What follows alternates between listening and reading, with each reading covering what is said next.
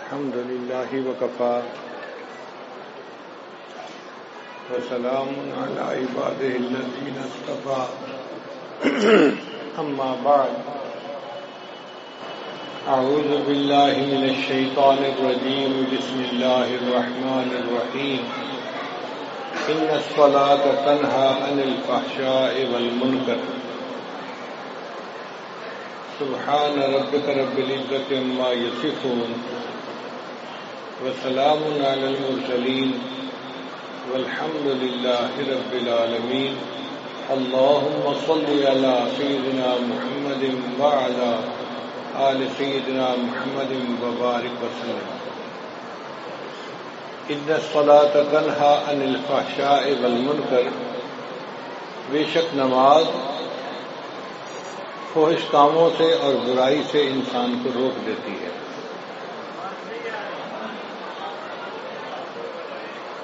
دین کے 5 ارکان ہیں جن میں نماز سب سے اعلیٰ رکن ہے۔ نبی اسلام نے ارشاد فرمایا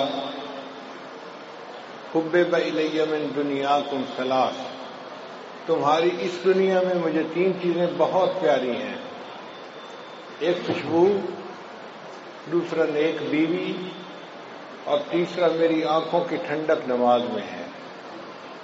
تو نماز کو آنکھوں کی ٹھنڈک فرمایا۔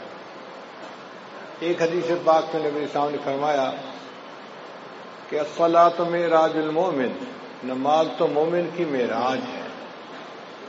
نبی علیہ السلام کو اللہ تعالیٰ نے جسمانی معراج عطا فرمائی تھی، مومن کو نماز پڑھنے سے روحانی معراج حاصل ہو جاتی ہے۔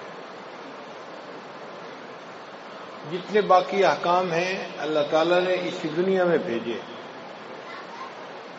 نماز کے حکم کے لیے اللہ نے اپنے محبوب صلی اللہ علیہ وسلم کو عرش پر بلایا اور وہاں پر نماز کا تحفہ عطا فرمایا۔ شروع میں 50 نمازیں فرض تھیں۔ نبی علیہ السلام جب واپس آنے لگے تو بہت خوش تھے کہ میرے پروردگار نے مجھے تحفہ دیا، میں اپنی امت کے پاس اللہ کا تحفہ لے کر جاؤں گا۔ راستے میں ایک آسمان کے اوپر حضرت موسیٰ علیہ السلام انتظار میں تھے۔ پوچھا اے اللہ کے حبیب صلی اللہ علیہ وسلم، اللہ تعالیٰ نے آپ کو کوئی تحفہ دیا؟ فرمایا 50 نمازوں کا۔ تو انہوں نے کہا اے اللہ کے محبوب صلی اللہ علیہ وسلم، میری امت پر چند نمازیں فرض تھیں اور ان کے لیے وہ پڑھنی بھی مشکل ہو گئی تھی، 50 نمازیں تو بہت زیادہ ہیں، آپ اللہ تعالیٰ سے عرض کریں کہ اللہ اس کو کم کر دیں۔ تو نبی علیہ السلام پھر اوپر عرش پر تشریف لے گئے، اللہ تعالیٰ نے 5 نمازیں کم کر دیں، 45 ہو گئیں۔ پھر دوبارہ موسیٰ علیہ السلام نے کہا، پھر نبی علیہ السلام نے دوسری مرتبہ عرض کیا تو 40 ہو گئیں۔ غرض 9 مرتبہ اوپر نیچے جانا ہوا اور 45 نمازیں معاف ہو گئیں اور 5 نمازیں رہ گئیں۔ پھر نبی علیہ السلام نے فرمایا موسیٰ علیہ السلام کو کہ اب مجھے اللہ کے سامنے جاتے ہوئے حیا آتی ہے، شرم آتی ہے، 5 نمازیں تو ہیں، میری امت 5 نمازیں پڑھ لے گی، مگر اللہ نے فرمایا کہ میرے محبوب صلی اللہ علیہ وسلم آپ کی امت 5 نمازیں پڑھے گی، ہم ان کے نام اعمال میں 50 نمازوں کا ثواب لکھیں گے۔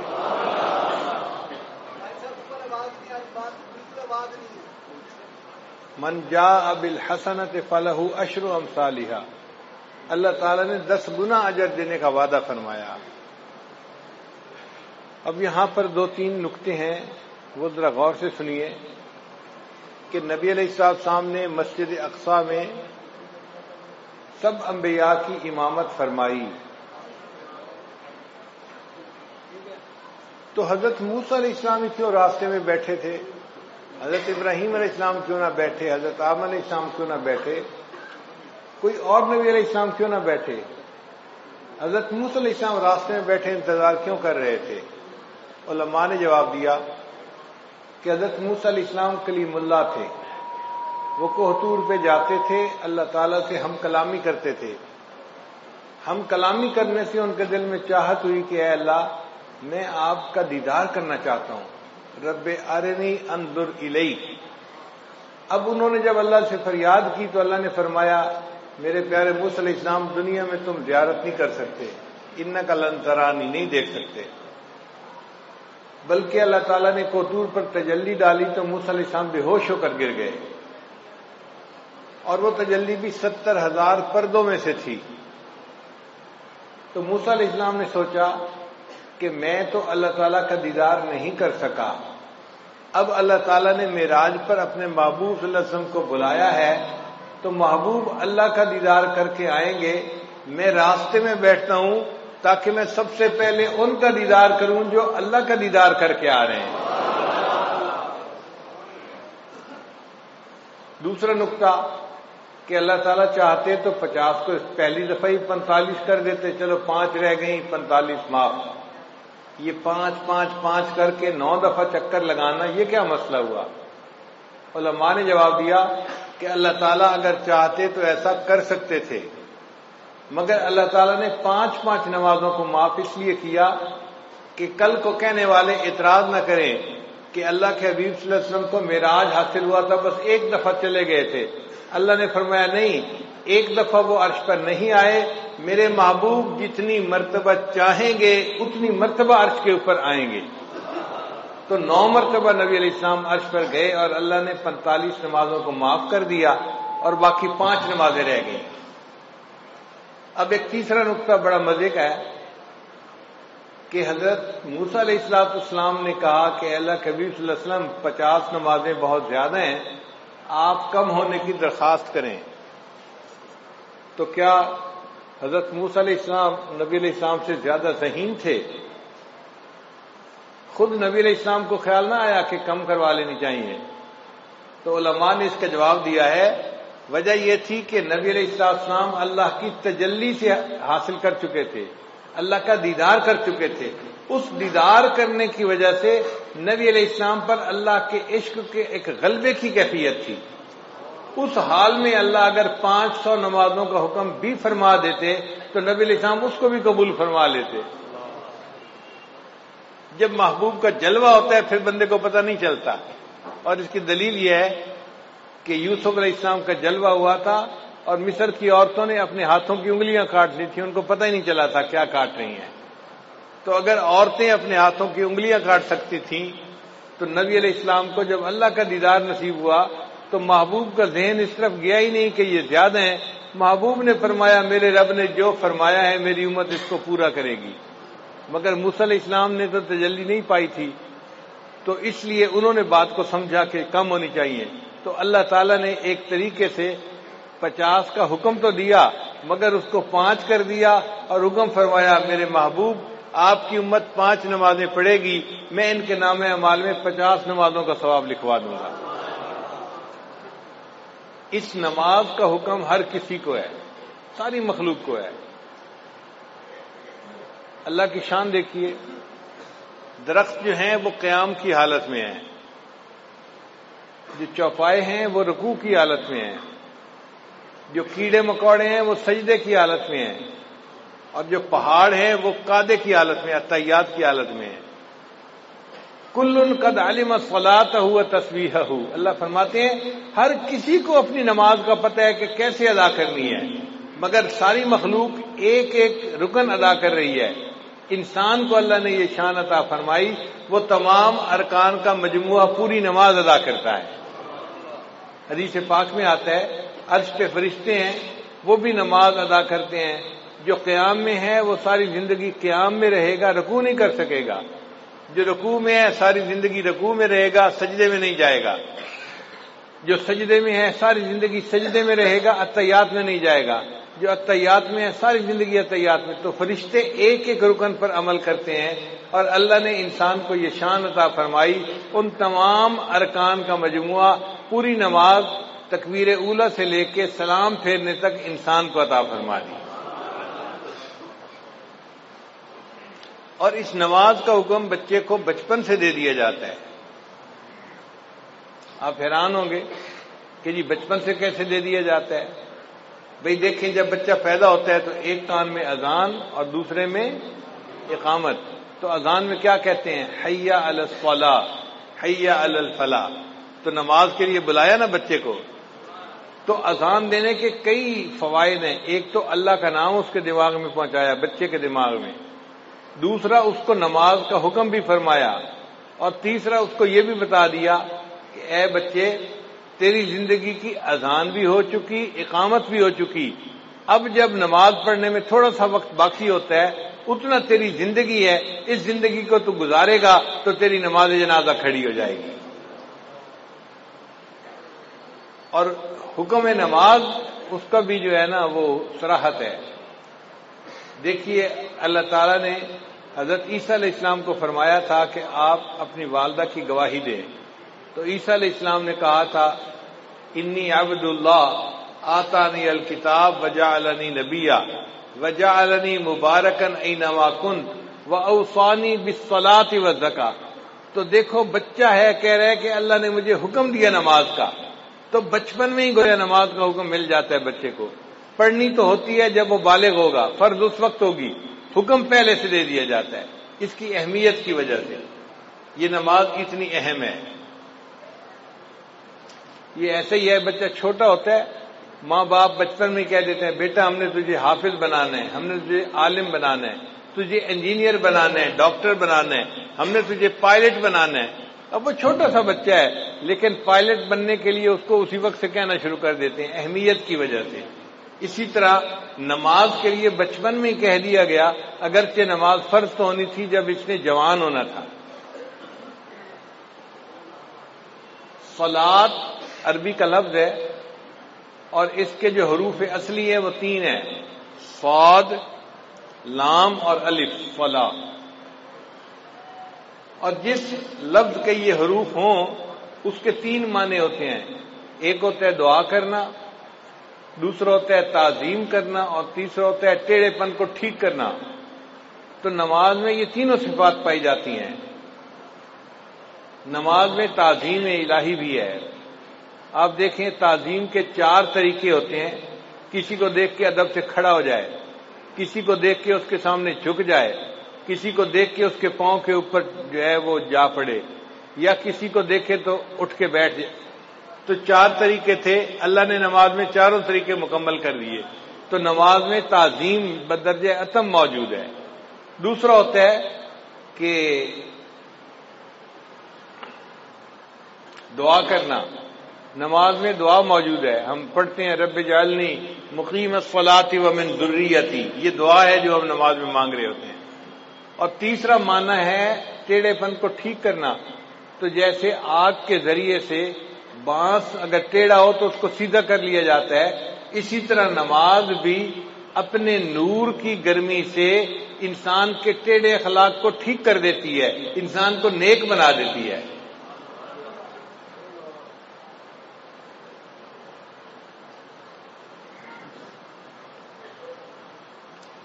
اب ایک نقطہ اور بھی ہے کہ 5 نمازیں اللہ نے کیوں بنائی؟ 7 بن جاتی، 3 بن جاتی، 10 بن جاتی، 5 کیوں؟ علماء نے اس کا خوبصورت جواب دیا. وہ فرماتے ہیں کہ اللہ تعالیٰ نے ہر انسان کو 5 حواس عطا فرمائے ہیں. 5 جن کو حواس خمسہ کہتے ہیں. چھوٹے بچے سکولوں میں پڑھتے بھی ہیں. وہ 5 حواس کون سے ہیں؟ دیکھنا، سننا، سونگھنا، چھونا اور چکھنا. یہ 5 حواس ہیں جو اللہ نے ہر بندے کو عطا فرمائے ہیں. اور 5 حواس پر شکریہ ادا کرنے کے بدلے اللہ نے ان پر 5 نمازیں فرض فرما دی. جو 5 نمازیں پڑھتا ہے وہ گویا 5 حواس کا شکریہ ادا کر رہا ہوتا ہے اللہ کا.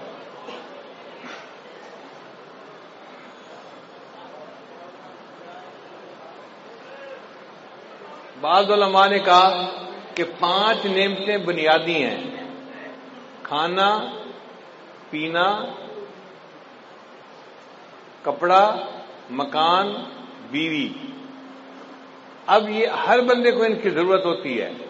تو اللہ نے 5 نمازیں اس لیے فرض ادا فرمائی کہ میرے بندے 5 نمازیں پڑھنے سے تم 5 نعمتوں کا شکر ادا کرنے والے بن جاؤ گے.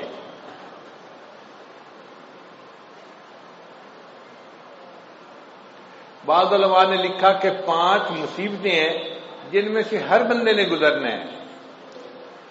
ایک ہے موت، دوسری ہے قبر، تیسرا ہے حشر، چوتھا ہے پل صراط، اور 5واں ہے میزان. یہ 5 ایسی مصیبتیں ہیں کہ جن میں سے ہر بندے کو گزرنا ہی ہے، چاہے نیک ہو یا بد ہو. اللہ نے 5 نمازیں فرض فرمائی. جو میرا بندہ 5 نمازیں پڑھے گا میں ان کو ان 5 مصیبتوں میں سے آسانی کے ساتھ گزار دوں گا.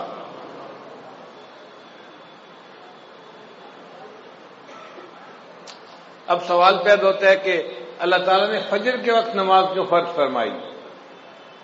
تو علماء نے جواب دیا کہ حضرت آدم علیہ السلام کو اللہ نے رات کے وقت اتارا تھا زمین پر، تو وہ بڑا اللہ کے سامنے روئے، دعائیں مانگی.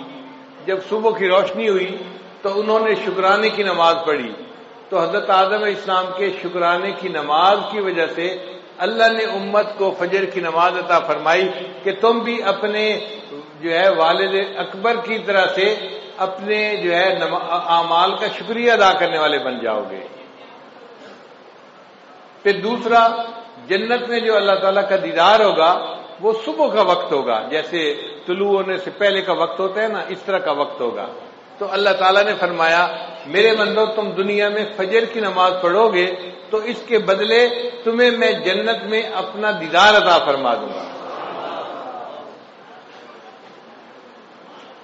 پھر حضرت یوسف علیہ السلام نے بھی شکرانے کے نوافل پڑھے تھے. بھائیوں نے جب ان کو کنویں میں ڈال دیا تھا تو کنواں تھا اور یوسف علیہ السلام بچے تھے. اب کنویں کی تنہائی بھی تھی، اوپر سے رات کا اندھیرا بھی آ گیا، تو یوسف علیہ السلام بڑے غمزدہ تھے. ایک تو بھائیوں نے زیادتی کی اور دوسرا تنہائی تھی اور اندھیرا تھا، اور وہ سمجھ رہے تھے کہ شاید اب مجھے باقی زندگی اندھیرے میں ہی گزارنی پڑے گی. جب تہجد کا وقت ہوا تو یوسف علیہ السلام بڑے پریشان تھے. حدیث پاک میں آتا ہے انہوں نے اس وقت دعا مانگی، اے اللہ میری پریشانی کو بھی دور کر دے اور جو بھی پریشان بندہ ہے دنیا میں اس کی بھی پریشانی کو دور کر دے. اللہ تعالیٰ نے یوسف علیہ السلام کی دعا کو ایسے قبول کیا کہ وہ رات کا ایسا وقت ہوتا ہے ہر پریشان بندے کی پریشانی ختم ہو جاتی ہے. آپ دیکھیں کوئی بندہ فوت ہو گیا، گھر کے سارے لوگ پریشان ہیں، سارا دن روئیں گے، رات بھر روتے رہیں گے. آپ دیکھیں گے تہجد کے وقت ان کو بھی نیند آ جائے گی، وہ بھی پرسکون ہو جائیں گے. کسی بندے کی بیماری ہو تو آپ دیکھیں کہ تہجد کے وقت ہسپتال میں مریضوں کی حالت پرسکون ہو جاتی ہے. تو ہر بندے کی پریشانی تہجد کے وقت میں اللہ کم کر دیتے ہیں. یہ یوسف علیہ السلام کی دعا قبول ہوئی، اللہ نے ہر پریشان کی پریشانی کو دور فرما دیا. پھر جب صبح کی روشنی ہونے لگی، طلوع ہونے کا وقت ہوا، تو یوسف علیہ السلام نے شکرانے کے نفل پڑھے تھے کہ چلو اندھیرے سے تو جان چھوٹی، مجھے پتہ تو چلا نا کہ یہ روشنی کا وقت آ گیا ہے. اب ان کے اس شکریہ کے نماز پڑھنے کو اللہ تعالیٰ نے امت مسلمہ کے لیے بھی پسند فرمایا کہ تم بھی یوسف علیہ السلام کی طرح اس وقت اگر فجر کی نماز پڑھو گے تم بھی اللہ کی نعمتوں کا شکر ادا کرنے والے بن جاؤ گے.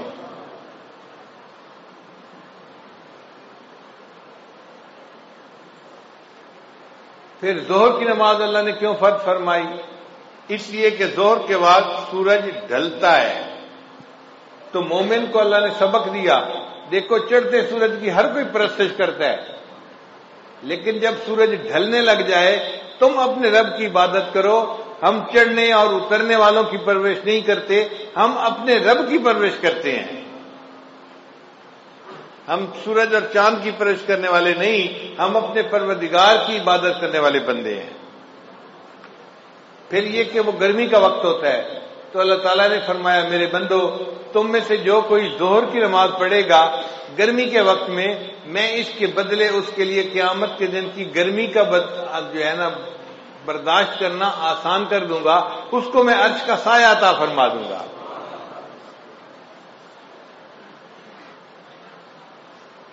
پھر عصر کا وقت وہ وقت ہے کہ جب آدم علیہ السلام نے جنت میں گندم کا دانہ کھایا تھا، تو چونکہ ایک بھول ہو گئی تھی تو اللہ تعالیٰ نے اس وقت نماز کو فرض فرما دیا کہ بندو تم بھی نماز پڑھو، تمہارے جد امجد سے بھول ہو گئی تھی، میں نے اس کو معاف کر دیا تھا، اب تم عصر کی نماز پڑھو گے، تم سے زندگی میں جو کئی بھول چوک ہوگی میں اس کو بھی معاف فرما دوں گا۔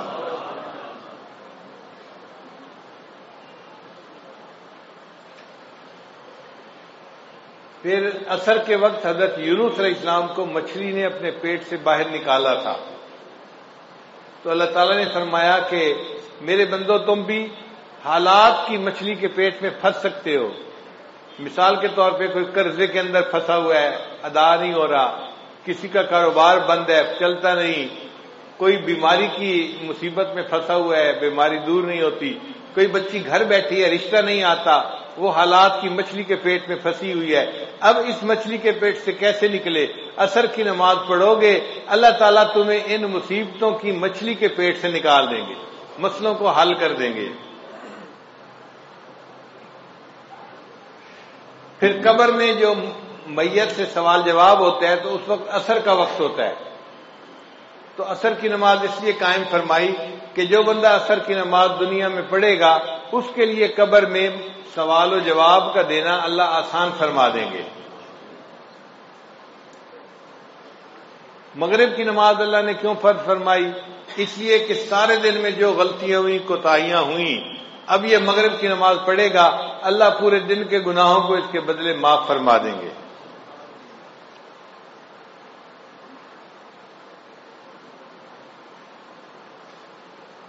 حضرت آدم علیہ السلام کی توبہ اللہ نے مغرب کے وقت قبول فرمائی تھی، تو امت محمدیہ کو مغرب کی نماز دی گئی کہ تم اگر مغرب کی نماز پڑھو گے اس کے بدلے ہم تمہاری زندگی کے سب گناہوں کو معاف کر دیں گے، تمہاری توبہ کو بھی قبول فرما لیں گے۔ اب عشاء کی نماز یہ اس امت کی خصوصیت ہے، پہلے کسی امت کو عشاء کی نماز نہیں ملی، عشاء کی نماز امت محمدیہ ہی کو ملی ہے اصل۔ کیوں کہ نبی علیہ السلام کو جو معراج ملا تھا وہ عشاء کی نماز کے وقت ملا تھا۔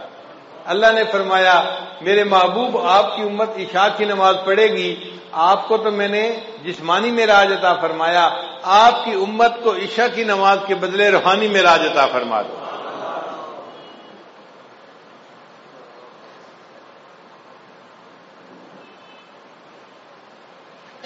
ایک سوال ذہن میں یہ پیدا ہوتا ہے کہ نماز میں رکعتیں 2 ہوتی ہیں، 3 ہوتی ہیں یا 4 ہوتی ہیں؟ فجر کی 2 رکعت فرض ہے، ظہر کی 4 رکعت فرض ہے، مغرب کی 3 رکعت فرض ہے، تو 2، 3 اور 4 رکعتیں، یہ رکعتوں کا سلسلہ اتنا ایسے کیوں ہے؟ 1 رکعت ہوتی، 2 رکعت ہوتی، کام ختم ہو جاتا، آخر 2 رکعت، 3 رکعت یا 4 رکعت میں کیا حکمت ہے؟ قرآن مجید کی آیت ہے اللہ نے فرشتوں کو بنایا جاعل الملائکۃ رسلا اولی اجنحۃ مثنی و ثلاث و رباع، اللہ نے فرشتوں کو پیدا کیا، بعض فرشتوں کے 2 پر ہیں، بعض کے 3 اور بعض کے 4۔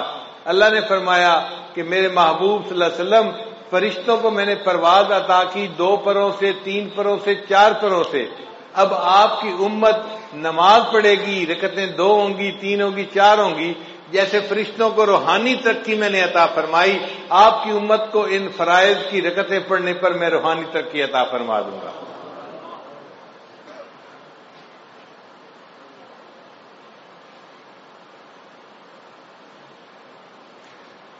پھر کل رکعتیں جو انسان کے اوپر لازم ہیں وہ 17 ہیں، 2 فجر کی، 4 ظہر کی، 4 عصر کی، 3 مغرب کی اور عشاء کی 4 رکعت فرض اور 3 رکعت وتر، یہ 17 رکعتیں بنتی ہیں۔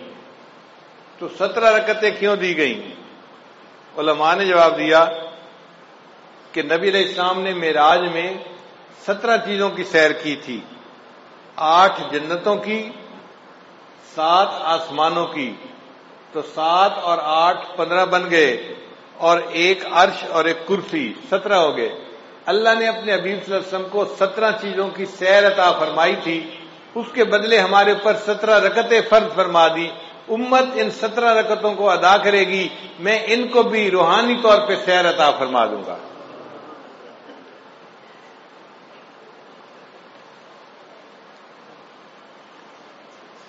نماز معراج کیوں ہے اور عبادت معراج کیوں نہ بنی؟ اس لیے کہ نماز میں مومن اپنا سر سجدے میں اتنا جھکاتا ہے کہ انتہا ہو جاتی ہے۔ اسی لیے اگر کہیں گھاس والی جگہ ہو اور نماز پڑھنی پڑے تو بندہ اگر گھاس کے اوپر پیشانی لگا کے اٹھا لے تو سجدہ نہیں ہوتا، یا کوئی فوم کا گدا ہو اور بندہ اوپر پیشانی لگا کے اٹھا لے تو سجدہ ادا نہیں ہوتا۔ سجدے کے لیے ضروری ہے کہ اتنا سر جھکائے کہ نیچے سے زمین کی سختی محسوس ہونے لگ جائے۔ جب سختی نیچے سے محسوس ہوگی، اب سر نیچے جا ہی نہیں سکتا، تب سجدہ مکمل ہوگا۔ اللہ نے فرمایا میرے بندے تو نے سجدہ کرنے میں اپنے سر کو جھکانے کی انتہا کر دی، اس حالت میں میرے بندے میں نے تجھے اٹھانے کی انتہا کر دی، میں نے تجھے معراج عطا فرما دیا۔ اس لیے سجدے کی حالت میں مومن معراج کی حالت میں ہوتا ہے۔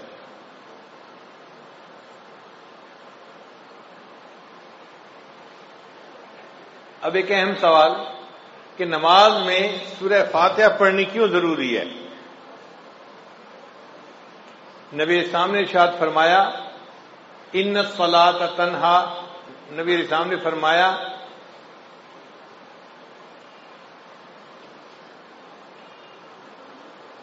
لا صلاۃ الا بفاتحۃ الکتاب، کہ سورہ فاتحہ پڑھے بغیر نماز نہیں ہوتی۔ علماء نے لکھا ہے کہ فاتحہ پڑھنی ضروری ہے۔ اگر کسی بندے نے نماز میں فاتحہ پڑھ لی تو باقی کچھ بھی نہیں پڑھا، اس کی نماز ہو جائے گی۔ فاتحہ نہیں پڑھی تو نماز نہیں ہوتی، نماز فاتحہ پڑھنی ضروری۔ اتنی اہمیت کیوں ہے؟ اس کی وجہ ہے، وہ ذرا سمجھ لیجئے کہ اللہ تعالیٰ نے جتنی آسمانی کتابوں میں اپنے معارف کو اتارا، اس سب معارف کو اللہ نے قرآن مجید میں اتار دیا۔ پھر قرآن مجید میں اللہ نے جو کچھ نازل فرمایا اس کو اللہ نے سورہ بقرہ میں نازل کر دیا۔ پھر اللہ نے سورہ بقرہ میں جو کچھ نازل فرمایا اس کو سورہ فاتحہ میں نازل فرما دیا۔ اس لیے سورہ فاتحہ کو فاتحہ کہتے ہیں، یہ اوپننگ چیپٹر ہے قرآن مجید کا، اس کو باب القرآن کہتے ہیں، یہ قرآن پاک کا دروازہ ہے۔ یعنی پورے قرآن میں جو مضامین تھے وہ سارے کے سارے سورہ بقرہ میں آ گئے، سورہ فاتحہ میں آ گئے۔ ذرا اس پر غور کر لیجئے کہ سورہ فاتحہ میں کیسے آ گئے۔ سورہ فاتحہ میں الحمدللہ یہ دو الفاظ ہیں جو اللہ کی تعریف کرتے ہیں۔ اب پورے قرآن مجید میں اللہ کی جتنی تعریفیں ہیں، جتنی اللہ کی عظمت بیان ہوئی، اللہ کی کبریائی بیان ہوئی، وہ الحمدللہ کے لفظ میں سمٹ کے آ گئی کہ تعریفیں سب کس کے لیے ہیں؟ اللہ کے لیے۔ اور سچی بات یہ ہے کہ تعریفیں سجتی اللہ ہی کو ہیں، حتیٰ کہ اگر کوئی بندہ دوسرے بندے کی تعریف کرے تو وہ بھی اللہ کی تعریف کر رہا ہے۔ خاوند بیوی کی تعریف کرے تو وہ بھی اللہ کی تعریف کر رہا ہے۔ کیوں؟ بیوی کو کس نے بنایا؟ اللہ نے بنایا۔ بیوی خاوند کے اچھے اخلاق کی تعریف کرتی ہے تو وہ اللہ کی تعریف کر رہی ہے۔ خاوند کو اچھے اخلاق کس نے دیے؟ اللہ نے دیے۔ ماں باپ اولاد کی تعریف کریں تو اللہ کی تعریف، کیوں؟ اولاد کس نے دی؟ اللہ نے دی۔ ہم دنیا کی کسی چیز کی تعریف کریں، وہ تعریف حقیقت میں اس کے پیدا کرنے والے کی تعریف ہے۔ تو تعریف کا مالک، حقدار حقیقت میں فقط اللہ ہی ہے۔ الحمدللہ ان الفاظ میں بندہ اقرار کرتا ہے، اے اللہ تعریف اگر کسی کی ہو سکتی ہے تو وہ آپ ہی کی ذات ہے، آپ ہی کو تعریف سجتی ہے۔ تعریفوں کی انتہا ساری کی ساری آپ کے لیے ہے۔ اس لیے قیامت کے دن نبی السلام کے ہاتھوں میں جو جھنڈا ہوگا اس کا نام ہوگا لواء الحمد، حمد کا جھنڈا۔ اور نبی علیہ السلام کا نام اللہ نے رکھا احمد۔ احمد کا معنی وہ بندہ جس نے اللہ کی سب سے زیادہ دنیا میں تعریفیں کی ہوں۔ اور واقعی جتنی نبی علیہ السلام نے اللہ کی تعریفیں کی ہیں، دنیا میں کسی اور نے اللہ کی اتنی تعریفیں نہیں کی۔ اور اس امت کا نام قیامت کے دن ہوگا حمادون، اللہ کی سب سے زیادہ تعریفیں کرنے والے۔ اور نبی علیہ السلام کو جنت میں جو گھر ملے گا، محل ملے گا، اس کا نام ہوگا بیت الحمد۔ تو اللہ تعالیٰ کے لیے سب حمد ہے۔ اس لیے فرشتے بھی کہیں گے وقیل الحمد للہ رب العالمین۔ تو سب تعریفیں کس کے لیے ہیں؟ تو الحمدللہ کے الفاظ نے اللہ تعالیٰ کی تمام تعریفوں کو اپنے اندر سمیٹ لیا۔ پھر آگے فرمایا رب العالمین، جو جہانوں کا رب ہے۔ رب کہتے ہیں آقا کو، مولا کو، پرورش دینے والے کو۔ جیسے ماں باپ بچے کی پرورش کرتے ہیں تو ماں باپ بیٹے کے رب ہوتے ہیں، مربی ہوتے ہیں. مالی پودے کی پرورش کرتا ہے، اس کو چھوٹے سے لے کے درخت تک جو ہے وہ لے جاتا ہے تو وہ اس کا مربی ہوتا ہے. اسی لیے یہ رب کی صفت پرورش دینے والے کی صفت ہے. اللہ تعالیٰ ساری کائنات کا رب ہے، وہ ساری کائنات کو پالتا ہے.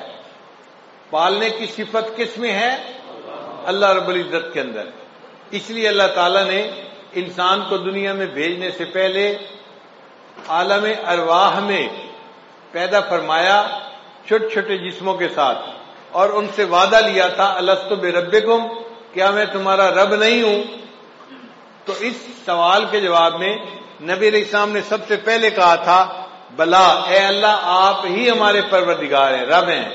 اور آپ کے جواب کو سن کر پھر ساری مخلوق نے اس جواب کو ریپیٹ کیا تھا اللہ آپ ہی ہمارے رب ہیں.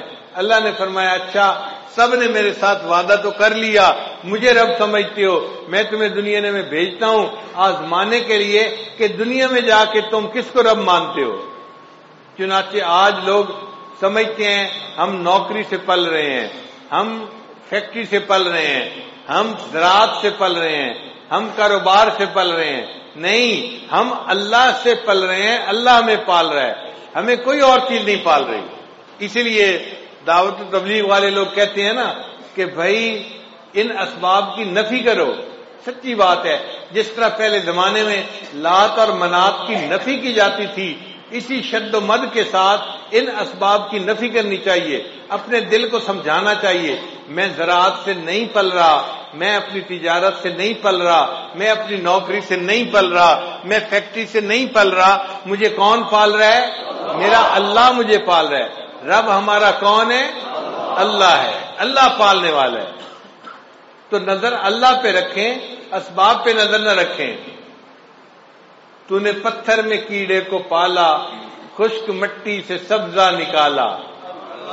یہ تیرا ہے جہاں، یہ زمین آسماں اے خدایا، کس نے تیری حقیقت کو پایا. ہمارے ایک دوست تھے ڈاکٹر صاحب، وہ کہتے ہیں کہ میں اپنے بچوں کو لے کے سوات سیر کے لیے گیا. ایک پتھر مجھے نظر آیا، ذرا پنک رنگ کا تھا. تو میری بیوی کہنے لگی ہمارے جو بیٹھک ہے نا اس میں پنک رنگ کی چیزیں ہیں اور یہ پتھر بالکل اسی رنگ کا ہے، اس پتھر کو اٹھا لو گھر میں جا کے رکھ دیں گے تو یہ ان سے میچ کر جائے گا. اور تو بیچاروں کو ہر وقت میچنگ کی پڑی ہوئی ہوتی ہے. چنانچہ وہ پتھر انہوں نے اٹھا لیا، وہ گول سا پتھر تھا. وہ کہتے ہیں کہ وہ پتھر 3 سال ہمارے گھر پڑا رہا ڈیکوریشن پیس کے طور پہ. جو آتا پتھر کو دیکھ کر بڑا خوش ہوتا، کتنا خوبصورت پتھر ہے اور بالکل رنگ میچ کر رہا ہے. کہنے لگے کہ 3 سال کے بعد ایک دن میری بیوی گھر کی صفائی کر رہی تھی. صفائی کرتے ہوئے اس نے جو پتھر کو اٹھایا کہ میں اس کو ذرا صاف کر دوں کپڑے سے، ہاتھ سے پتھر گرا اور نیچے گر کر ٹوٹ گیا. جب پتھر ٹوٹا تو وہ اندر سے خالی تھا، ہالو تھا. کہنے لگی کہ اس نے دیکھا اندر ایک کیڑا تھا اور اس نے چلنا شروع کر دیا. 3 سال وہ پتھر ہمارے گھر میں رہا اور اللہ نے اس بند پتھر کے اندر اس کیڑے کو پال کے دکھا دیا. تو جو پروردگار مخلوق کو رزق دیتا ہے، پالتا ہے، اس پروردگار ہی کے لیے تعریفیں ہیں. تو رب العالمین کے لفظ سے گویا ہم نے اتنی بڑی بات کو تسلیم کر لیا کہ ہمارا رب کون ہے، اور وہ ایک بندے کا رب نہیں ہے یا انسانوں کا رب نہیں ہے، وہ جہانوں کا رب ہے. جو مخلوق ہے جہاں بھی ہے سب کا رب وہی ہے. اسی لیے قرآن مجید کو الحمدللہ رب العالمین سے شروع کیا اور آخر پہ جا کے ختم کہاں کیا؟ قل اعوذ برب الناس ملک الناس. تو رب کے لفظ پہ جا کے قرآن مجید کو ختم بھی کیا.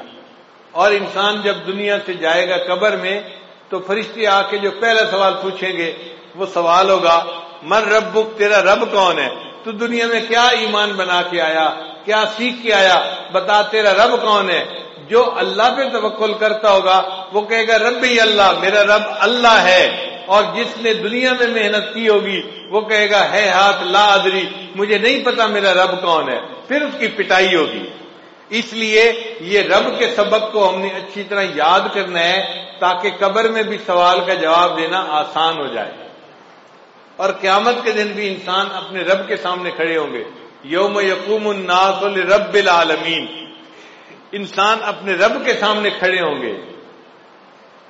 تو رب العالمین کے لفظ نے اللہ کی ربوبیت کو کے مضمون کو اپنے اندر سمیٹ لیا. اب ربوبیت قاہرانہ بھی ہوتی ہے اور ربوبیت راحمانہ بھی ہوتی ہے. باپ بھی مربی ہوتا ہے مگر روب ہوتا ہے، جلال ہوتا ہے، تھپڑ بھی لگا دیتا ہے بچے کے، سختی کرتا ہے. اور ماں میں بھی جو ہے یہ ربوبیت ہوتی ہے، مربیانہ صفت ہوتی ہے مگر رحمت والی ہوتی ہے. ماں محبت سے بچے کی پرورش کرتی ہے. اب اللہ تعالیٰ اس کائنات کے رب ہیں تو ان کی ربوبیت کیسی ہے؟ فرمایا الرحمن الرحیم، رحمت والی ربوبیت ہے اللہ کی. وہ رحمت کی ربوبیت سے پوری کائنات کی پرورش فرما رہا ہے. اب رحمان اور رحیم دو لفظ ہیں. رحمان کہتے ہیں اس ذات کو کہ جس کے پاس بے انتہا خزانے ہوں، اور رحیم کہتے ہیں کہ اس کے خزانے استعمال بھی بے انتہا ہو رہے ہوں. دو صفتیں ہوتی ہیں، بندے کے پاس پیسہ بھی بہت زیادہ ہو اور دل بھی بہت بڑا ہو کہ اپنے پیسے کو غریبوں پہ تقسیم بھی کر رہا ہو. کئی مرتبہ بندہ سخی تو بڑا ہوتا ہے، پیسے ایک دھیلا پیسے کا نہیں ہوتا، اس کی سخاوت کس کام کی؟ یا بندے کے پاس پیسہ تو بہت ہوتا ہے، خرچ کرنے کی صفت نہیں ہوتی تو پیسہ کس کام کا؟ مزہ تو تب ہے کہ پیسہ ہو بھی بہت زیادہ اور خرچ کرنے کی عادت بھی خوب ہو اس کی. اللہ تعالیٰ میں یہ دونوں صفتیں موجود ہیں. اللہ کے پاس رحمتوں کے خزانے بھی بے انتہا ہیں اور اللہ کی رحمت خرچ بھی بے انتہا ہو رہی ہے، اپنے اور پرائے سب پہ خرچ ہو رہی ہے. رحمان کہتے ہیں اس کو جو دنیا میں اپنے اور پرائے سب پر رحمت فرماتا ہے. دیکھیں دنیا میں کافروں کو جو رزق ملتا ہے کون دیتا ہے؟ کافروں کو اولاد کون دیتا ہے؟ صحت کون دیتا ہے؟ رزق کھانے کو کون دیتا ہے؟ اللہ دیتا ہے. وہ کتنا رحیم ہے، رحمان ہے کہ جو ایمان والوں کو بھی رحمت نواز رہا ہے اور کافروں کو بھی رحمت سے نواز رہا ہے.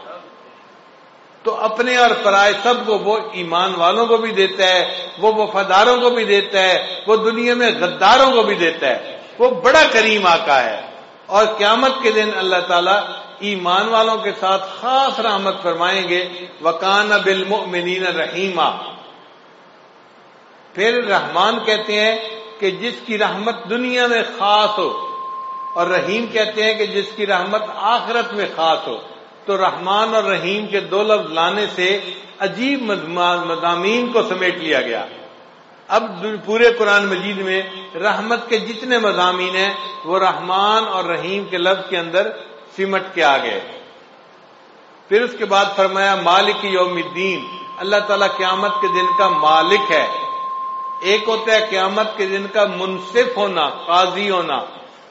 بھئی دیکھیں جو قاضی ہوتا ہے نا وہ قانون کا پابند ہوتا ہے، وہ ملزم کی فیور نہیں کر سکتا. وہ کہتا ہے جی مجھے تو قانون کے مطابق فیصلہ کرنا تھا، میں تو مجبور تھا، میں فیور نہیں کر سکتا. اللہ تعالیٰ قیامت کے دن کے صرف منصف نہیں مالک بھی ہیں، اور مالک کو اختیار ہوتا ہے وہ جس کی چاہے فیور کرے اور جس کو چاہے معاف فرما دے. تو اللہ نے فرمایا میں قیامت کے دن کا مالک ہوں، میں جس کو چاہوں گا قیامت کے دن اس کو معاف فرما دوں گا، اس کی بخشش فرما دوں گا. تو مضمون جتنا قیامت کا پورے قرآن مجید میں آیا اس کو مالک یوم الدین کے الفاظ نے اپنے اندر سمیٹ لیا. پھر اس کے بعد فرمایا ایاک نعبد، اے اللہ ہم آپ ہی کی عبادت کرتے ہیں. عبادت کے لائق فقط اللہ ہی کی ذات ہے. عبادت کس کی کرنی چاہیے؟ اب مشرک کیا کرتے ہیں؟ وہ کہتے ہیں ہم اللہ کی بھی عبادت کرتے ہیں. بھئی یہ بھی کا نقطہ نہیں چاہیے، ہم اللہ ہی کی عبادت کرتے ہیں. اب کوئی بندہ کہے جی نقطے سے کیا بنتا ہے؟ بھئی نقطے سے بہت فرق پڑتا ہے. آپ بتاؤ اگر کوئی بیوی کسی خاوند کو کہے میں آپ کی بھی بیوی ہوں تو اس کو نقطہ قبول ہوگا؟ خاوند کہے گا نہیں تم کہو میں آپ ہی کی بیوی ہوں. بھئی اگر خاوند یہ نقطہ برداشت نہیں کرتا تو رب تو اللہ تعالیٰ تو بڑی عظمت والا ہے، وہ بھی شرک کا نقطہ برداشت نہیں کرتا، وہ بھی کہتا ہے عبادت کرنی ہے تو کس کی کرنی ہے؟ فقط اللہ ہی کی کرنی ہے۔ ایاک نعبد، آپ ہی کی اللہ عبادت کرتے ہیں اور آپ ہی سے مدد مانگتے ہیں۔ ہمارے حاجت روا بھی آپ ہیں، مشکل کشا بھی آپ ہیں، اللہ ہمارے جو ہیں وہ کام کو سر انجام دینے والے آپ ہی ہیں، اللہ ہی کی طرف توجہ رکھنی ہے۔ تو مدد ہم کس سے مانگا کریں؟ اللہ سے مانگا کریں، مخلوق سے مدد مانگنے کی کوئی ضرورت نہیں۔ مخلوق مدد نہ مانگے، اللہ سے مدد مانگے، جو حقیقت میں انسان کی ہر حال میں مدد کر سکتا ہے۔ مخلوق تو کبھی مدد کے لیے آ جائے گی اور کبھی کہے گی بھائی میں چاہتا ہوں کہ میں آپ کو قرض دے دوں، میرے حالات ساتھ نہیں دے رہے، میرا کاروبار ساتھ نہیں دے رہا، میری مجبوری ہے، میرے گھر والے ساتھ نہیں دے رہے۔ تو مخلوق تو مجبور ہوتی ہے، دوسرے کی مدد نہیں کر سکتی۔ ایسے مجبوروں سے مدد کیا مانگنا؟ مدد اس سے مانگو جس کو کوئی مجبوری نہیں، وہ جب چاہے، جہاں چاہے، جس کی چاہے ہر حال میں مدد کر سکتا ہے۔ اس کے بعد فرمایا اہدنا الصراط المستقیم، اللہ ہمیں سیدھے رستے کی رہنمائی فرما دیجیے۔ چنانچہ سب سے اہم چیز جو انسان کو مانگنی چاہیے وہ ہدایت ہے۔ اللہ سے یہ دعا مانگے اے اللہ مجھے سیدھے رستے کی رہنمائی فرما دیجیے۔ چنانچہ قرآن مجید میں ہدایت کے جتنے مضامین تھے وہ اہدنا الصراط المستقیم کے اندر سمٹ کے آ گئے۔ اب اللہ نے آگے بتا دیا کہ سیدھا رستہ کون سا ہے، تو یہ نہیں کہا کہ صراط القرآن والحدیث، قرآن اور حدیث کے رستے پہ چلنا وہ سیدھا راستہ ہے۔ اللہ نے فرمایا نہیں، صراط الذین انعمت علیہم، ان لوگوں کا راستہ جن پر اللہ تیرا انعام ہوا، وہ بندے جس راستے کے اوپر چلے ہم ان کے پیچھے چلیں گے، ان کی اقتداء کریں گے، ان کی پیروی کریں گے۔ تو نیک بندوں کی پیروی کرنے کو سیدھا راستہ بتایا گیا۔ اس لیے ہم جو اپنے بڑوں کی اقتداء کرتے ہیں حقیقت میں ہم اللہ کے نیک بندوں کی پیروی کر رہے ہوتے ہیں۔ اللہ وہ نیک بندے کون سے ہیں؟ اللہ نے فرمایا 4 ہیں، ان کی عبادت، ان کی پیروی کرنا۔ کون سے؟ من النبیین والصدیقین والشہداء والصالحین، انبیاء، صدیقین، شہداء اور صالحین، ان 4 کی بات ماننا، ان کے راستے کے اوپر چلنا، تم سیدھے راستے پر چلنے والے بن جاؤ گے۔ تو 4 کی ماننا اور 4 کی مت ماننا۔ اللہ وہ 4 جن کی نہ مانے وہ کون سے ہیں؟ اللہ فرماتے ہیں غیر المغضوب علیہم ولا الضالین، وہ جن پر غضب ہوا اور جو رستے سے بھٹک گئے وہ 4 لوگ ہیں، ان کی نہ ماننا۔ اللہ 4 کی تفصیل کر دیجئے۔ اللہ فرماتے ہیں وہ ہیں یہود اور نصارہ اور مشرکین اور ملحدین، یہ 4 لوگ ہیں، ان کے راستے پہ بالکل نہیں جانا تم نے۔ تو 4 کی ماننی ہے، 4 کی نہیں ماننی۔ جن کی ماننی ہے وہ انعام یافتہ لوگ ہیں، انبیاء، صدیقین، شہداء اور صالحین، اور جن کی نہیں ماننی وہ ہیں یہود، نصارہ، مشرکین اور ملحدین۔ اللہ تعالی ہمیں ان 4 مغضوب علیہم لوگوں کے راستے پر قدم اٹھانے سے محفوظ فرمائے اور ہمیشہ اپنے انعام یافتہ بندوں کے راستے پہ چلنے کی اللہ ہمیں توفیق عطا فرما دے۔ اس لیے چونکہ پورے قرآن مجید کے مضامین کا خلاصہ سورہ بقرہ میں آ گیا، اللہ تعالیٰ نے سورہ بقرہ کا نماز میں پڑھنا لازم کر دیا، فرمایا لا صلاۃ الا بفاتحۃ الکتاب۔ اس لیے سورہ فاتحہ کا پڑھنا ضروری ہے۔ ہم جب نماز پڑھیں تو سورہ فاتحہ کے ایک ایک لفظ کے مضمون پر غور کریں اور سوچیں کہ اللہ نے کیا حکم دیا اور ہمیں اس کے مطابق اپنی زندگی کو بنانے کی ضرورت ہے۔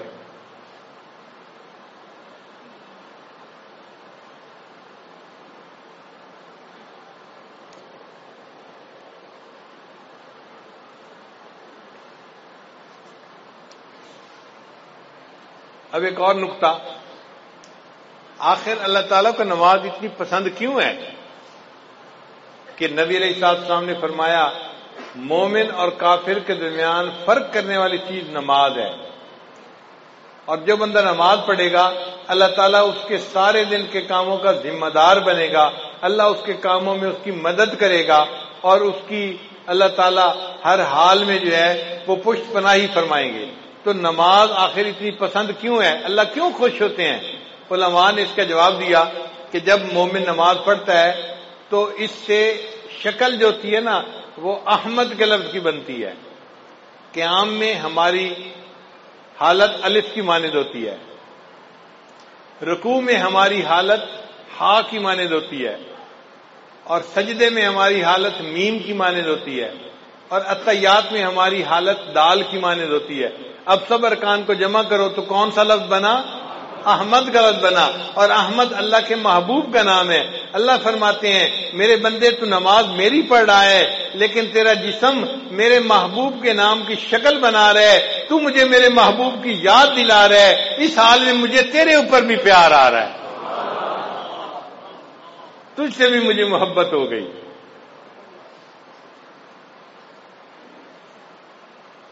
پھر سجدہ جو ہے نا یہ نماز کے اندر سب سے اہم پوزیشن ہے کہ بندہ اپنی پیشانی اللہ کے سجدہ فنا کی مانند ہے اور سجدے سے اٹھنا بقا کی مانند ہے. اس لیے سجدے کی بڑی اہمیت ہے.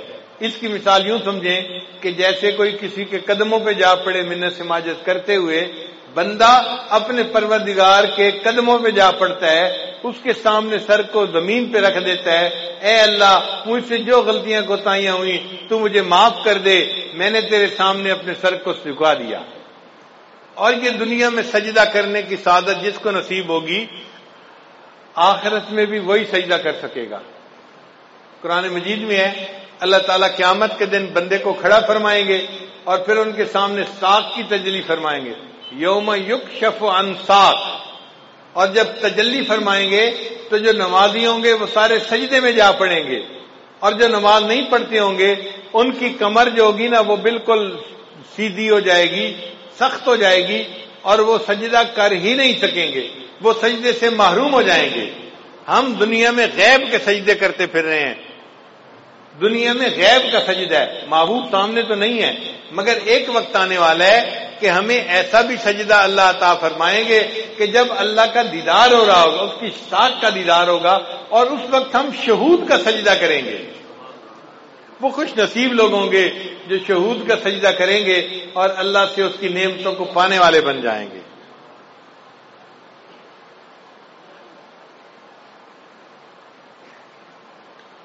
اس لیے قرآن مجید میں ہے کہ جو لوگ جہنم میں جائیں گے ان سے فرشتے پوچھیں گے اور تمہیں جہنم سے بچانے والا کوئی نہیں تھا، تم کیا کرتے تھے جو جہنم میں آ گئے؟ تو وہ کہیں گے لم نکو من المصلین، ہم نمازی نہیں تھے، ہم بے نمازی تھے، اس لیے ہمیں جہنم میں بھیجا گیا. تو جہنم میں جانے کی جو بڑی وجہ ہوگی وہ بے نمازی ہونا ہے. اس لیے ہمیں نماز کی پابندی کرنی چاہیے اور نماز کو بہت اہتمام کے ساتھ پڑھنا چاہیے. عورتیں نماز میں سستی کرتی ہیں، گھر کے کاموں کی وجہ سے نمازیں قضا کر بیٹھتی ہیں، یہ بہت بڑی کوتاہی ہے، اس سے بچنے کی ضرورت ہے. اور ایک نقطہ یاد کر لیجئے کہ اگر نماز پڑھنا اور یا کوئی کام کرنا دو آپشن سامنے آئیں تو ہمیشہ نماز پہلے پڑھیں، کام کو پیچھے چھوڑیں. لوگوں کی عادت ہوتی ہے اور جی یہ کام کر لیتے ہیں پھر نماز پڑھ لیں گے. نہ، یہ بڑی غلطی ہے. پہلے نماز پڑھیں پھر کام کریں. عورتیں یہی تو کہتی ہیں میں مہمانوں کو چائے دے دوں پھر نماز پڑھ لیتی ہوں، اور مہمانوں کو چائے دیتے دیتے نماز قضا ہو جاتی ہے. میں یہ کام کر لوں پھر نماز پڑھ لوں گی، اور اس کام کے کرتے کرتے نماز قضا ہو جاتی ہے. تو عورتیں یہ بات توجہ سے سنیں، جب نماز اور کسی کام کے درمیان چوائس آئے تو کس کو چوز کرنا چاہیے؟ نماز کو چوز کرنا چاہیے، نماز کو مقدم کرنا چاہیے. ہم نماز کو چوز کریں گے، اللہ اس کے بدلے دنیا کے کاموں میں ہماری مدد فرما دیں گے. ہم ایک مرتبہ پشاور سے واپس اسلام آباد کی طرف آ رہے تھے، راستے میں عصر کا وقت ہو گیا، اول وقت تھا. میں نے دوستوں کو کہا کہ بھئی نماز کے لیے روکو، پہلے نماز پڑھیں گے پھر آگے سفر کریں گے. مسجد چھوٹی سی تھی، 10-12 بندے نماز پڑھ سکتے تھے، اور 5-7 تو ہم ہی تھے. ہم نے نماز پڑھنی شروع کی، اتنے میں ایک اور گاڑی والے آ کے رکے. 4-5 بندے تھے، سب داڑھی والے، ایسے لگتا تھا جیسے جماعت میں جانے والے بندے ہوں. ان میں سے 2 بندے ایک گاڑی میں سے نیچے اتر آئے کہ نماز پڑھ لیتے ہیں. ایک نے کہا یار چھوٹی سی مسجد ہے، تنگی ہوگی، آگے کوئی 50 میل کے فاصلے پہ ایک بڑی مسجد ہے، وہاں جا کے نماز پڑھیں گے۔ تو اس کے کہنے پہ جو مسجد میں آئے تھے وہ بھی واپس چلے گئے اور وہ گاڑی والے چلے گئے۔ ہم نے نماز پڑھی، نماز پڑھ کے ہم اسلام آباد کی طرف روانہ ہوئے۔ ہم 5 کلومیٹر آگے آئے تو ہمیں پتہ چلا کہ وہ جو کار میں چند لوگ بیٹھے ہوئے تھے ان کی گاڑی کا ایکسیڈنٹ ہوا تھا، کار بالکل تباہ ہو گئی تھی، اور کھڑے وہاں لوگوں نے بتایا کہ اس میں سے 2 بندے فوت ہو گئے تھے۔ اب بتائیں کہ ان لوگوں نے وقت کی نماز ادا نہیں کی تھی، اگر چھوٹی مسجد میں نماز پڑھ لیتے اور پھر موت آتی تو وقت کی نماز ادا کر کے موت آتی۔ اب ان کو نماز پڑھے بغیر موت آ گئی۔ اس لیے جب نماز کا وقت آئے پہلے نماز پڑھیں، پھر باقی جو بھی کام ہے وہ کریں، اور اگر اس طرح کریں گے تو اللہ مدد کریں گے۔ ایک عرب کا واقعہ سن لیں، میں اپنی بات کو مکمل کرتا ہوں کہ وہ دیہاتی آدمی تھا اور اس کا نہری پانی کا معاملہ تھا اور زمین میں پانی دینے کا مسئلہ تھا۔ تو بیوی نے کہا دیکھیں فصل خشک کھڑی ہے، آپ پہلے پانی دے دیں اور پھر آپ اگر نماز کا وقت بچے تو جائیں، ورنہ اگر جمعہ قضا بھی ہو گیا تو کیا فرق پڑتا ہے۔ اس نے کہا ہرگز نہیں، میں جا کے جمعہ پڑھوں گا اور پھر بعد میں آ کے دیکھوں گا پانی کا وقت بچتا ہے یا نہیں بچتا۔ دونوں وقت ایک جیسے تھے، ادھر جمعے کا وقت تھا، ادھر پانی کا وقت تھا۔ خیر بیوی چپ ہو گئی۔ اب جب وہ جمعے کے لیے نکلنے لگا نا تو پتہ چلا کہ ان کا جو اونٹ تھا وہ کہیں بھاگ گیا تھا۔ تو بیوی نے پھر شور مچایا، دیکھیں ہمارے پاس اونٹ اتنا قیمتی ہے، سواری کے کام آتا ہے، اور ہم دوسرا اونٹ تو خرید نہیں سکتے، اونٹ کہیں کھل کے چلا گیا ہے، ابھی تو قریب قریب ہوگا، آپ اونٹ کو ڈھونڈ لیں مل جائے گا، جمعہ بعد میں پڑھ لینا، زور پڑھ لینا اور اونٹ کو تلاش کر لینا۔ اس نے کہا کہ نہیں، میں پہلے جمعہ پڑھوں گا، بعد میں آ کے اونٹ کو تلاش کروں گا۔ وہ بندہ خیر جمعہ پڑھنے چلا گیا۔ اللہ کی شان دیکھیں، جب جمعہ پڑھ کے گھر واپس آیا کیا دیکھتا ہے کہ اونٹ دروازے کے اوپر بندھا ہوا ہے۔ اس نے بیوی سے پوچھا یہ اونٹ کیسے آیا؟ بیوی کہنے لگی میں گھر بیٹھی آٹا گوندھ رہی تھی کہ مجھے باہر کتوں کے بھونکنے کی آواز آئی۔ میں نے گھر کا دروازہ کھول کے دیکھا تو میں نے دیکھا کہ 4-5 کتے اس کے پیچھے لگے ہوئے تھے اور یہ اونٹ بھاگتا ہوا اپنے گھر واپس آ رہا تھا۔ جب یہ دروازے کے قریب پہنچا تو میں نے اس کی مہار پکڑ کے دروازے کے ساتھ باندھ دیا۔ اللہ نے کتوں کے ذریعے سے اونٹ کو ویسے ہی گھر پہنچا دیا۔ اس نے کہا چلو اللہ نے میرا ایک کام تو کر دیا، اب میں جاتا ہوں اور جا کے زمین کو پانی بھی لگاتا ہوں۔ اللہ کی شان، جب وہ پانی لگانے کے لیے گیا تو کیا دیکھتا ہے اس کی پوری زمین کو پانی لگا ہوا ہے۔ وہ بڑا حیران کہ یہ پانی کیسے لگ گیا میری زمین کو۔ ابھی وہیں کھڑا تھا کہ اس کا جو ہمسایہ تھا نا دیہاتی، وہ آیا ذمہ اور کہنے لگا بھئی مجھے معاف کرنا، میں نے اپنی زمین کو پانی لگانا تھا، میرا نمبر پہلے تھا، آپ کا نمبر بعد میں تھا۔ جب میں نے اپنے زمین کو پانی لگایا تو میرے اور تمہارے زمین کے درمیان جو سوراخ بنا ہوا تھا نا وہ کھلا ہوا تھا، مجھے اس کا پتہ نہیں تھا، میں اپنی زمین کو پانی لگاتا رہا، جب لگا کے دیکھا تو تمہاری زمین کو پورا پانی لگ چکا تھا۔ اللہ نے جمعہ کی نماز پڑھنے کے بدلے اس کی زمین کو پانی بھی لگوا دیا اور اس کے اونٹ کو بھی واپس گھر پہنچا دیا۔ ہم اگر نماز پڑھیں گے اللہ تعالی ہمارے کاموں کو سنواریں گے اور ہماری سرپرستی فرمائیں گے۔ اس لیے نماز کو اہمیت دینی چاہیے اور ہرگز قضا نہیں کرنی چاہیے۔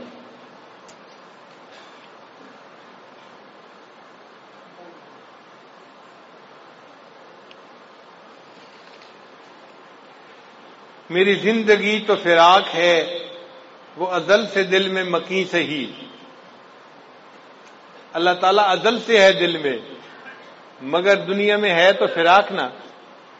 میری زندگی تو فراق ہے وہ ازل سے دل میں مکیں سے ہی، وہ نگاہ شوق سے دور ہے رگ جاں سے لاکھ کریں سے ہی۔ بندہ دعا مانگتے ہے اللہ ہمیں اپنے گھر کا دیدار عطا فرما، حج عمرے کی سعادت عطا فرما۔ کئی مرتبہ سعادت نہیں ملتی تو شاعر کہتا ہے تیرا در تو ہم کو نہ مل سکا تیرے راہ گزر کی زمیں سے ہی۔ تیرا در تو ہم کو نہ مل سکا تیرے راہ گزر کی زمیں سے ہی، ہمیں سجدہ کرنے سے کام ہے جو وہاں نہیں تو یہیں سے ہی۔ اللہ سجدہ کرنا ہے نا، وہاں جا کے نہیں کر سکے تو یہاں تجھے سجدہ کرتے ہیں.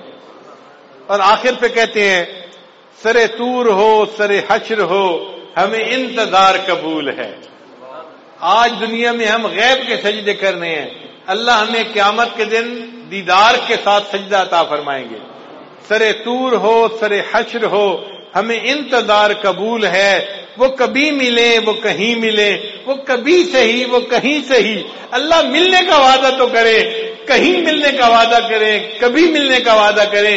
ہم انتظار کرنے کے لیے تیار ہیں، مگر ہم آپ کا دیدار کر کے رہیں گے اور قیامت کے دن آپ کے قدموں پہ سر سجدے میں ڈال کر رہیں گے. اللہ تعالی ہمیں نماز کا پکا پابند بنا دے. وآخر دعوانا ان الحمد للہ رب العالمین.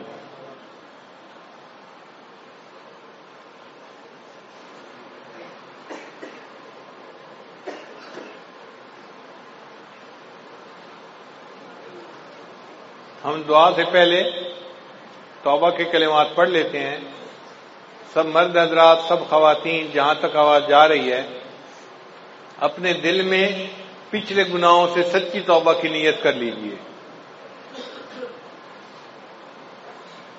آج چند کلمات پڑھائے گا، وہ سچے دل کے ساتھ پیچھے پیچھے پڑھتے جائیے. پڑھ لیجئے بسم اللہ الرحمن الرحیم. لا الہ الا اللہ محمد الرسول اللہ. آمنت باللہ وملائکتہ وکتبہ ورسلہ والیوم الآخر والقدر خیرہ وشرہ من اللہ تعالی والبعث بعد الموت. آمنت باللہ کما ہوا باسمائہ وصفاتہ وقبلت جمیع احکامہ اقرار باللسان وتصدیق بالقلب. اشہد ان لا الہ الا اللہ واشہد ان محمدا عبدہ ورسولہ. استغفر اللہ ربی من کل ذنب واتوب الیہ برحمتک یا ارحم الراحمین. چند معمولات ہیں، اگر ہم ان کو باقاعدگی سے کریں گے تو اللہ تعالیٰ دل کو منور کریں گے. پہلا ہے 100 مرتبہ استغفار پڑھنا، دوسرا ہے 100 مرتبہ درود شریف پڑھنا، تیسرا ہے قرآن مجید کی تلاوت روزانہ کرنا، چوتھا ہے چلتے پھرتے ہر وقت دل میں اللہ کو یاد کرنا، اور پانچواں ہے مراقبہ کرنا. مراقبے کا طریقہ بہت آسان ہے. جب نماز پڑھیں تو اللہ سے لو لگا کے بیٹھ جائیں، ساری دنیا سے اپنے خیالات کو کاٹ لیں اور اللہ کی طرف اپنی سوچ کو مرکوز کر لیں. اللہ کی رحمت آ رہی ہے، دل میں سما رہی ہے، دل کی ظلمت اور سیاہی دور ہو رہی ہے، اور میرا دل اللہ اللہ اللہ کہہ رہا ہے. 10-15 منٹ اس طرح مراقبہ کریں گے تو دل میں اللہ کی محبت بڑھے گی، آپ اس کو خود محسوس کریں گے. چنانچہ ہم دعا سے پہلے تھوڑی دیر مراقبہ کر لیتے ہیں. جہاں جہاں سب حضرات بیٹھے ہیں آنکھوں کو بند کر لیں، من کی آنکھیں کھول لیں، اللہ کی طرف متوجہ ہو جائیں، مراقبہ کر لیں.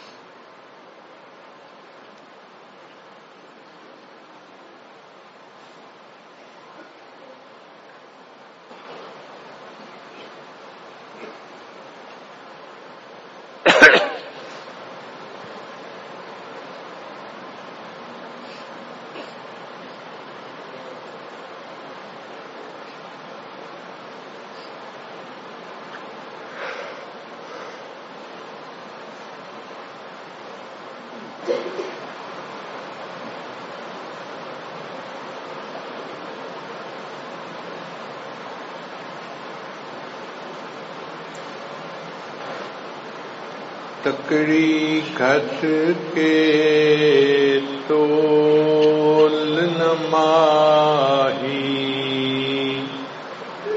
تے اسی ڈاڈے عیباں بھرے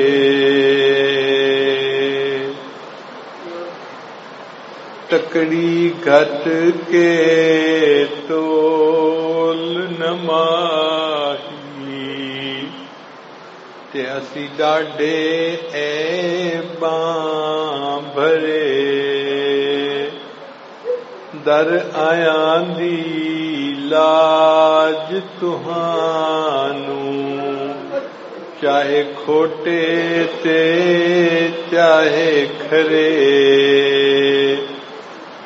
در آیاں دی لاج تہانوں تے نہ کرو پرے پرے غلام فریدا پلے عیب ہزاراں تے کوئی مان کس تے کرے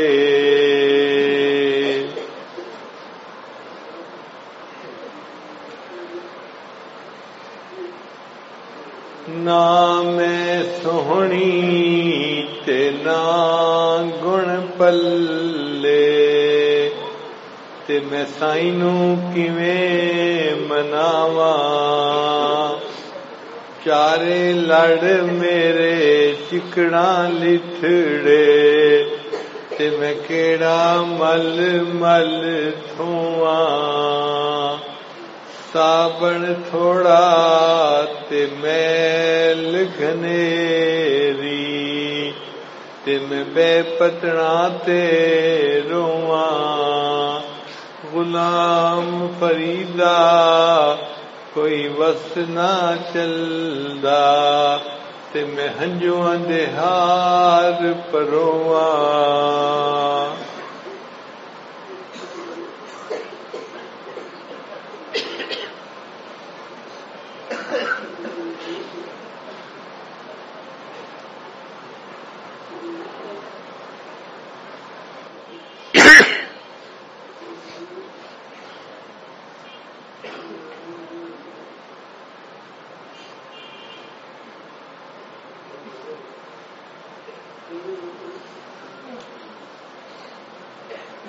عشق خدا یارو نار غضب دی تے ویکھو قسمت وچ ونج پئی ہاں تے سڑ بھج گئی ہاں عشق خدا یارو نار غضب دی تے ویکھو قسمت وچ ونج پئی ہاں تے سڑ بھج گئی ہاں چولا برکا صبر دا میرے تے ہو گیا تھیاں تھیاں تے چپ کر گئی ہاں ماں پیو ویر بھی یاد نہ میں کوں تے اتوں تانے دیوڑ سیاں تے سیندی رہی ہاں غلام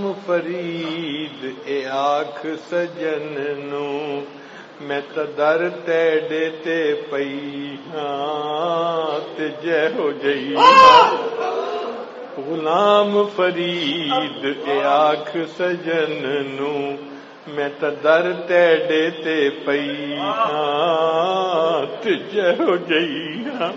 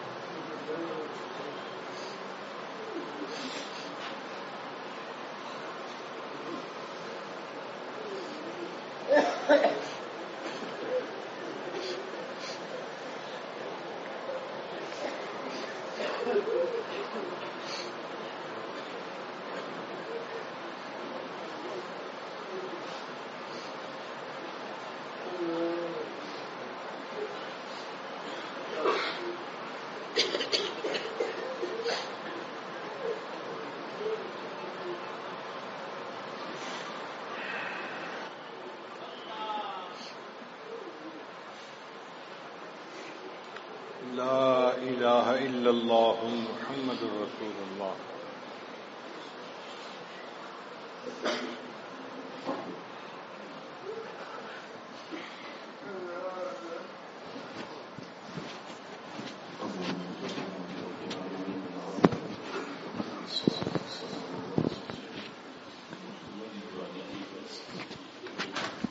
اللهم ربنا آتنا في الدنيا حسنة وفي الآخرة حسنة وقنا عذاب النار. ربنا ظلمنا أنفسنا وإن لم تغفر لنا وترحمنا لنكونن من الخاسرين. ربنا لا تؤاخذنا إن نسينا أو أخطأنا. ربنا ولا تحمل علينا إصرا كما حملته على الذين من قبلنا. ربنا ولا تحملنا ما لا طاقة لنا به. واعف عنا واغفر لنا وارحمنا انت مولانا فانصرنا على القوم الكافرين.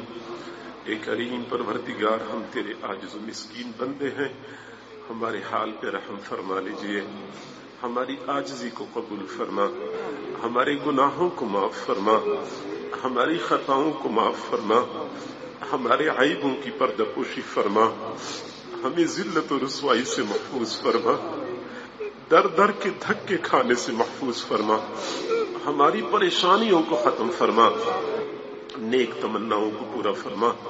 اے کریم اللہ، اندھیری رات کا وقت ہے، دنیا کے بادشاہوں نے اپنے دروازے بند کر رکھے ہیں، تیرا در اب بھی کھلا ہے۔ تیرے چند فقیر بندے اور بندیاں تجھے منانے کے لیے تیرے در پہ جمع ہو چکے ہیں، سب کو اپنی رضا نصیب فرما اللہ، اپنی رضا نصیب فرما۔ میرے اللہ، گناہ کر کر کے ہم نے تجھے ناراض کر دیا ہے، اب منانا چاہتے ہیں، اللہ مان جائیے، اے اللہ مان جائیے، اے اللہ راضی ہو جائیے، کریم اللہ ناراضگی ختم کر دیجئے۔ میرے مولا، اتنے بندے کسی دنیا دار کے دروازے پہ چلے جاتے، وہ بھی خالی ہاتھ نہ لوٹاتا، تو زمین و آسمان کے خزانوں کا مالک ہے، اللہ ہمیں خالی ہاتھ نہ لوٹا، اللہ ہمیں خالی ہاتھ نہ لوٹا۔ میرے مولا، کوئی تجھ سے کاریں مانگتا ہوگا، کوئی تجھ سے کوٹیاں مانگتا ہوگا، ہم تجھ سے تیری رضا کے طلبگار ہیں، اللہ اپنی رضا نصیب فرما، میرے اللہ اپنی رضا نصیب فرما۔ مولا، تیرے بنا بھی کیا جینا، تیرے تعلق کے بغیر بھی زندگی کوئی زندگی ہے، اللہ اپنا تعلق نصیب فرما، اپنی رضا نصیب فرما۔ کریم پروردگار، ہمیں آزمائشوں سے محفوظ فرما، فتنوں سے محفوظ فرما۔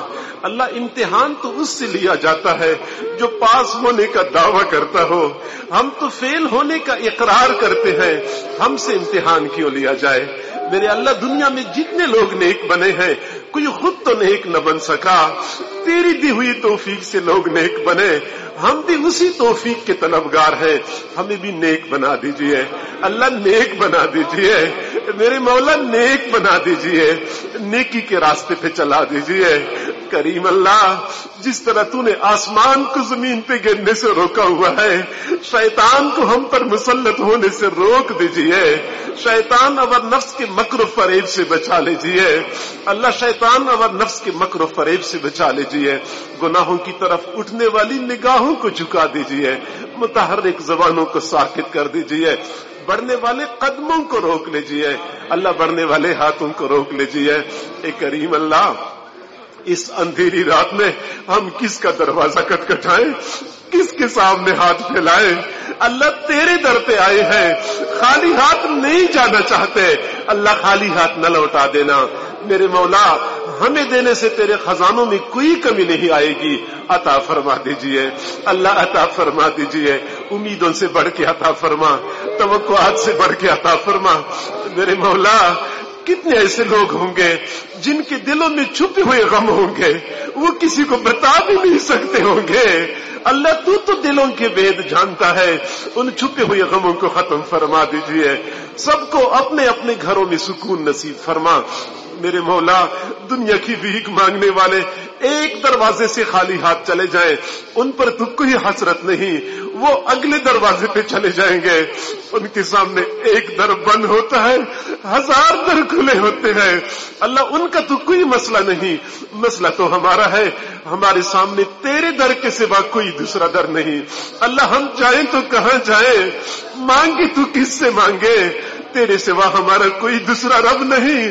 اللہ تو ہمارا رب ہے، تو نے ہمیں دینا ہے، ہمیں عطا فرما دیجئے، اللہ ہمیں عطا فرما دیجئے، میرے اللہ ہمیں عطا فرما دیجئے۔ کریم مولا، دنیا میں دیکھا ہے بھیک مانگنے والے جب بڑا دروازہ دیکھتے ہیں تو اونچی صدا لگاتے ہیں، ان کو امید ہوتی ہے بڑا دروازہ ہے، ایک مرتبہ کھل گیا تو کام بن جائے گا۔ اللہ تیرا دروازہ تمام دروازوں سے بڑا ہے، ہم صدائیں لگا رہے ہیں، دروازہ کھٹکھٹا رہے ہیں، اللہ گداگر جمع ہو چکے ہیں، بھکاری جمع ہو چکے ہیں، رحمتوں کی بھیک مانگ رہے ہیں، رحمتوں کے صدقے عطا فرما دیجئے، عطا فرما دیجئے میرے مولا۔ اتنے لوگوں میں کسی ایک کے آنسو تو آپ کو پسند آئے ہوں گے، کسی ایک کے اٹھے ہوئے ہاتھ تو آپ کو پسند آئے ہوں گے، میرے اللہ اس ایک کی توفیل ہم سب کی بگڑی بنا دیجئے، سب کو اپنا بنا لیجئے، اپنا بنا لیجئے۔ کریم اللہ ہمارے حال پہ رحم فرما دیجئے میرے مولا، تو نے خود ہی تو فرمایا ہے ادعونی استجب لکم، مجھے پکارو میں تمہاری دعائیں قبول کروں گا۔ اللہ ہم پکار تو رہے ہیں، قبول فرما لیجئے، قبول فرما لیجئے میرے مولا۔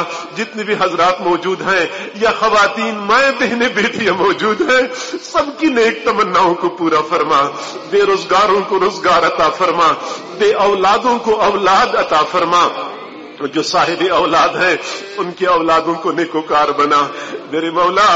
جوان اولاد جب بوڑھے ماں باپ کو آنکھیں دکھاتی ہے، والدین کی آنکھوں سے موٹے موٹے آنسو گر رہے ہوتے ہیں، وہ کس کو دل کا دکھ سنائے، وہ کس کے سامنے آنسو بہائے میرے مولا۔